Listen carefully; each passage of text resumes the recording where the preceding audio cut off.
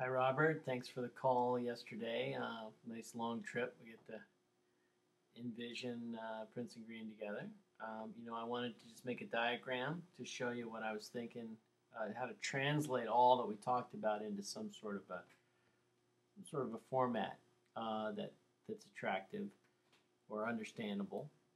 So we really talked about Prince and Green being a community, and what is a community? But it's made up of a unique culture. So the community and culture were the main focus of our conversation. And to me, we can talk about the culture: supportive, co-creative, co-ownership, shared resources, continued learning. Monetary opportunities, vision, values. These were all things that are part of the conversation, and you can put more in or take them out. But we talked about who are the people that occupy the community, who populates it, what groups. So there's three groups. There's the vendors, there's the sales force, and there's the clients.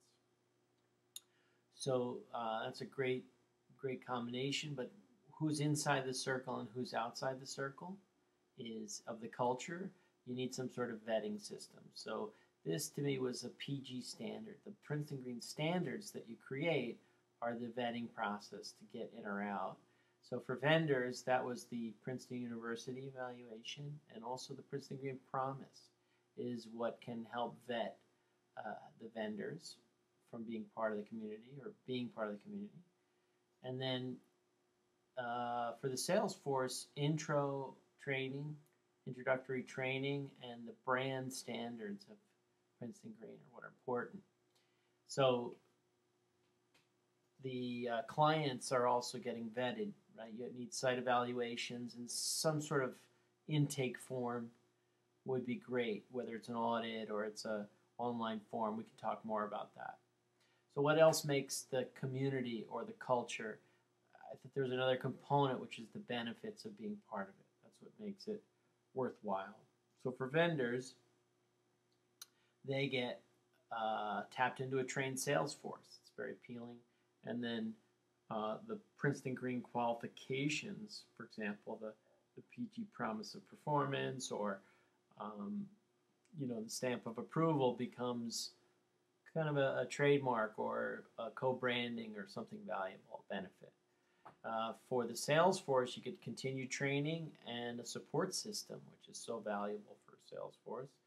And then also for the clients, they get a lot of things. They get education about the green movement, about energy savings. They get unbiased representation.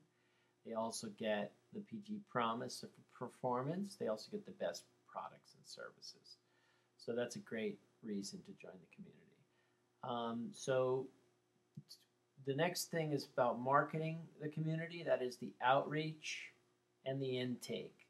I did them in green and orange because the outreach has a lot to do with the benefits of being part of the community, and the intake has a lot to do with the vetting process and meeting the standards.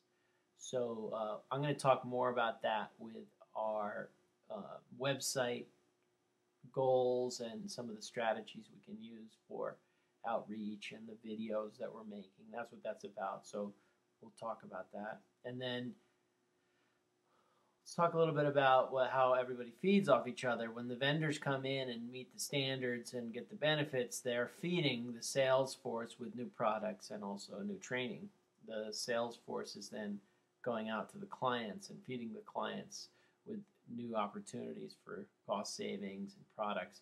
And then clients are obviously buying products and services, which creates an economy. So there's the PG economy is crucial to the whole thing.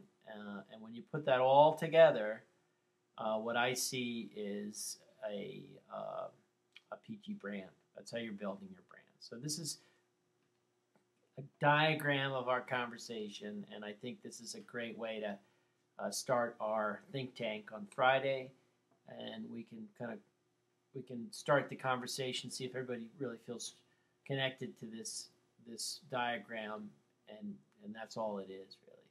And then we'll get into the how this manifests through training, through the website, through relationships, vetting processes. We got to harden it up. Okay? Talk to you soon.